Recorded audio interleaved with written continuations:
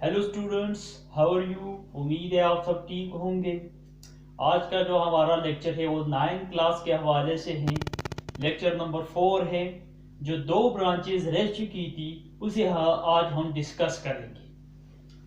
पहला जो ब्रांच है वो है एनवायरमेंटल केमिस्ट्री, दूसरा हम एनालिटिकल केमिस्ट्री डिस्कस करेंगे इस लेक्चर में। तो आया एनवायरमेंटल केमिस्ट्री क्या होती है, पहले हम एनवायरनमेंट को समझ लेते हैं। एनवायरनमेंट क्या होता है, तो हमने डिफिनीशन लिखी हुई है, anything in our surrounding called environment. हमारे इर्द गिर्द जो भी चीजें हैं उसे हम एनवायरनमेंट कहते हैं। अब एनवायरमेंटल केमिस्ट्री का जो डिफिनीशन है उसे पढ़ लेते हैं। The branch of chemistry that deals with the study of chemicals, toxic substances that pollute the environment and their adverse या bad effect on the human beings, animals and plants called environmental chemistry। Chemistry की वो branch जिसमें हम ऐसे substances के बारे में, ठीक है, जो टॉक्सिक हो, जहरीले हो, ठीक है, ऐसे केमिकल्स के बारे में जो हमारे एनवायरनमेंट को पॉल्यूट करते हो। एनवायरमेंटल केमिस्ट्री में हम ऐसे टॉक्सिक जहरीले सब्सटेंसेस के बारे में मुतालिया करेंगे, ऐसे केमिकल्स के बारे में मुतालिया करेंगे जो हमारे एनवायरनमेंट को क्या करते हो, पॉल्यूट करते हो, यानी आलूदा करते हो। And there adverse bad effect या एडवर्स या bad effects on human beings या एनिमल। हमारे पास ऐसे सब्सटेंसेस, ऐसे केमिकल्स जिसका हमारे एनवायरनमेंट के ऊपर बुरा असर हो और ह्यूमन बीइंग्स और एलिमेंट्स के ऊपर उसका बुरा असर रखते हो, तो उसे हम इस एनवायरमेंटल केमिस्ट्री में हम डिस्कस करेंगे या स्टडी करेंगे। तो केमिस्ट्री की वो ब्रांच जिसमें हम टॉक्सिक सब्सटेंसेस, ऐसे केमिकल्स के बारे में जो हमारे एनवायरनमेंट के ऊपर मुज़र असरात रखते हो उसे हम डिस्कस करेंगे एनवायरमेंटल केमिस्ट्री में। अब एनवायरमेंटल केमिस्ट्री के हमारे पास दो पार्ट्स होते हैं, वैसे तो तीन होते हैं, लेकिन आपके जो जब हम 10th क्लास में हम पढ़ेंगे बुक में, ठीक है, तो हम दो किस्में पढ़ेंगे, पार्ट्स पढ़ेंगे एनवायरमेंटल केमिस्ट्री के। जो एनवायरमेंटल पार्ट 1 है, ठीक है, उसमें हम एयर पॉल्यूशन को डिस्कस करते हैं कि आया एयर पॉल्यूशन होता क्या है, हवाई आलूदगी, ठीक है। और दूसरा जो पार्ट है एनवायरमेंटल केमिस्ट्री का, उसमें हम वाटर पॉल्यूशन को पढ़ेंगे, ठीक है, कि वाटर पॉल्यूशन क्या होता है। तो ऐसा पहले इसको थोड़ा सा डिस्कस कर लेते कि एयर पॉल्यूशन क्या होता है। ऐसी हवा जो ह्यूमन बीइंग्स के ऊपर, प्लांट्स के ऊपर और एनिमल्स के ऊपर बुरा असर रखती हो, ठीक है, उसे हम एयर पॉल्यूशन कहेंगे। वाटर पॉल्यूशन ऐसे वाटर्स, ऐसे पानी जो अनफिट हो ह्यूमन बीइंग्स के लिए, पीने के लिए, एनिमल्स के लिए, ठीक है, वो जब एनिमल उसे ड्रिंक करते हैं या पीते हैं तो उसके लिए अनफिट हो, तो उसे हम कहेंगे कि ये वाटर पॉल्यूशन है।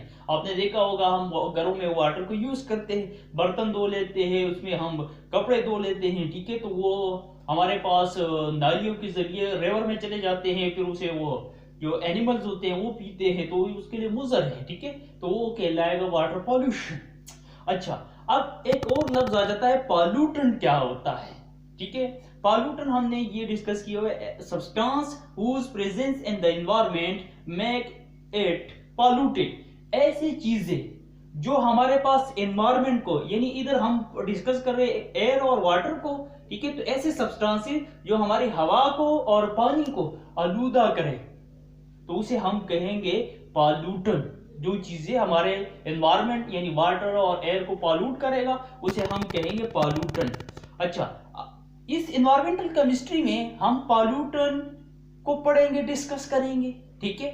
पॉल्यूटेंट कौन है? ये टॉक्सिक सब्सटेंसेस है और केमिकल्स हैं, इसको हम डिस्कस करेंगे कि कौन कौन से केमिकल्स हैं, ठीक है, कौन कौन से सब्सटेंसेस है टॉक्सिक और इसके क्या असरात है और ये कि कहां से निकलते हैं, इसके सोर्सेस क्या है, उसको हम डिस्कस करेंगे।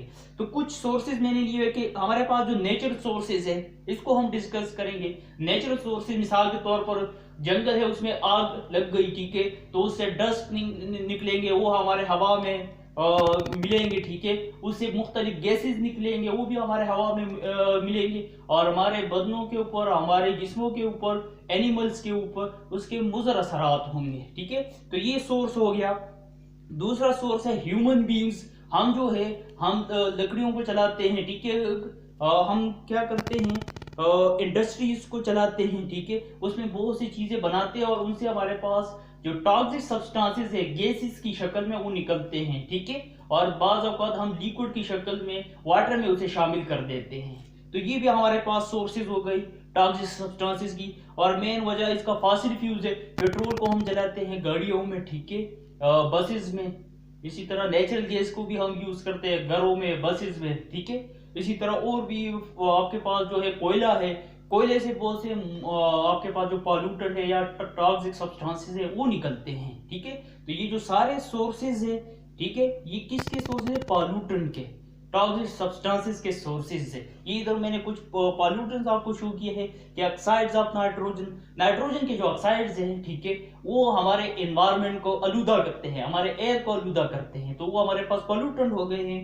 तो ऑक्साइड्स ऑफ नाइट्रोजन क्या होंगे हमारे पास, इधर मैं लिख लेता हूं, नाइट्रोजन, ये dioxide, nitrogen trioxide, ठीक है, ये हमारे पास ऑक्साइड्स ऑफ नाइट्रोजन है और इसको हम पॉल्यूटेंट्स कहते हैं। जब ये हवा में होंगे तो हमारे लिए, एनिमल्स के लिए ये खतरनाक, वो हवा खतरनाक होगी, वो हवा पॉल्यूटेड होगी, यानी उसमें हवा में पॉल्यूशन होगा इसकी वजह से, ठीक है। ऑक्साइड्स ऑफ सल्फर, अगर आपके पास सल्फर डाइऑक्साइड है, सल्फर ट्राइऑक्साइड है, ठीक है, तो ये भी, ये जो पॉल्यूटेंट्स है आपकी हवा को आलूदा करेंगे। फिर है ऑक्साइड्स ऑफ कार्बन, आपके पास ऑक्साइड्स ऑफ कार्बन है, कार्बन मोनोऑक्साइड, कार्बन डाइऑक्साइड। जो कार्बन डाइऑक्साइड है वो तो पॉल्यूटेंट नहीं है, ठीक है, लेकिन कार्बन मोनोऑक्साइड पॉल्यूटेंट है। ये हमारे, अगर ये हवा में हो, ठीक है, तो हमें बीमारियां लग सकती है इनकी वजह से। अच्छा, carbon monoxide limitation of oxygen की वजह से वो बन जाता है, कंबशन रिएक्शन है, ठीक है। अगर आपके पास वोलेटाइल ऑर्गेनिक कंपाउंड्स है, वोलेटाइल ऑर्गेनिक वो कंपाउंड है जो आम से टेम्परेचर पे, रूम टेम्परेचर में उड़ जाते हैं, पेट्रोल हो गया, इसी तरह और जो चीजें हैं, ठीक है, अगर वो हवा में शामिल होगी, अगर वो उस हवा को कोई इनहेल करेगा, ठीक है, ब्रीथ करेगा, तो हवा उसके जिस्म में बीमारियां फैलेगी इसकी वजह से, इस पॉल्यूटेंट की वजह से। तो एनवायरमेंटल केमिस्ट्री में हम सोर्सेज, पॉल्यूटेंट्स और उसके असरात को डिस्कस करेंगे, जो टॉक्सिक सब्सटेंसेस है। इसके बाद हम डिस्कस करते हैं analytical chemistry, the branch of chemistry which deals with the study of qualitative and quantitative analysis of matter. दो डिफिनीशन है एनालिटिकल केमिस्ट्री के। केमिस्ट्री की वो ब्रांच जिसमें हम स्टडी करते हो क्वालिटेटिव और quantitative analysis of matter. Chemistry की वो ब्रांच जिसमें हम किसी मैटर की क्वालिटेटिव और क्वांटिटेटिव एनालिसिस करते हैं, तो ऐसे केमिस्ट्री के ऐसे ब्रांच को हम कहते हैं एनालिटिकल केमिस्ट्री। किसी मैटर की क्वालिटेटिव और क्वांटिटेटिव एनालिसिस करना एनालिटिकल केमिस्ट्री कहलाती है। अब एनालिसिस क्या होता है हमारे पास, detail examination of the structure of something.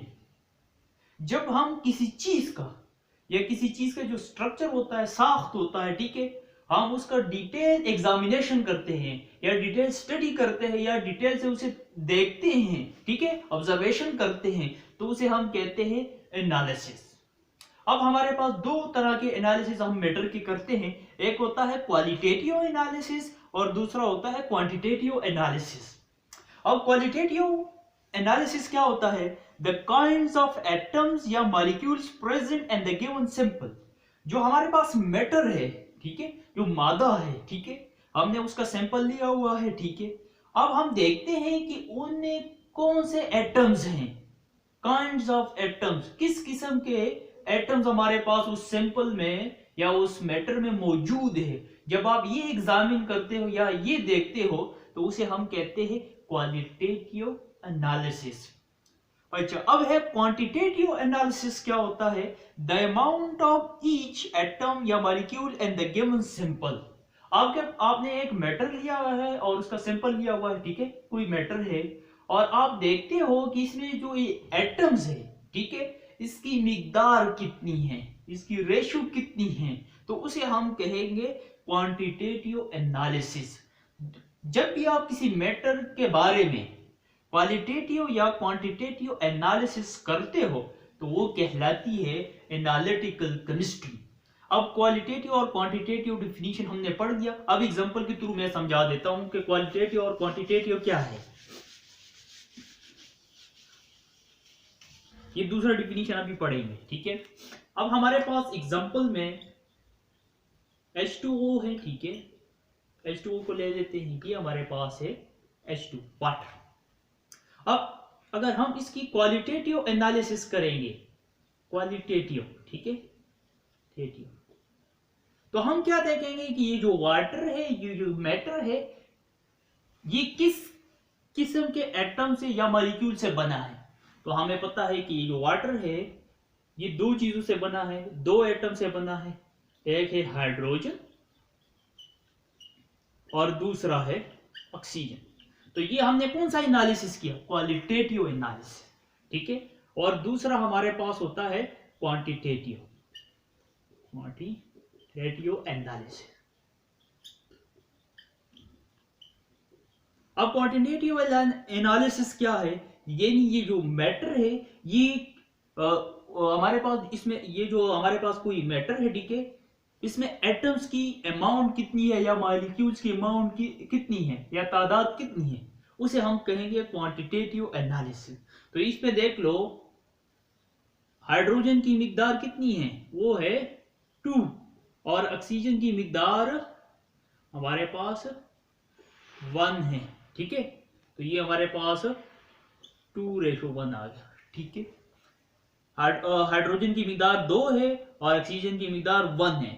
तो इसी तरह के एनालिसिस को फिर हम कहते हैं क्वांटिटेटिव एनालिसिस। किसी मैटर में एटम और मॉलिक्यूल्स की तादाद जब आप उसकी एनालिसिस करते हो, एग्जामिन करते हो, देखते हो, तो क्वालिटेटिव एनालिसिस होगा। अब ये जो है हमारे पास दूसरा डिफिनीशन एनालिटिकल केमिस्ट्री का, हम कहते हैं कि the study of methods and instruments for determining the composition of matter called analytical chemistry. पहले भी मैं आप लोगों को बताया था कि कंपोजिशन क्या होता है।